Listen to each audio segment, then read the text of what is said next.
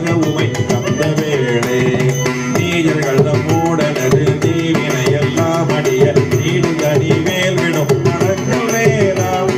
சீறி வரும் மாறவுடன் ஆவியுடும் மாறிமுக தேவன் துணை வாசிகரி அண்டகூடம்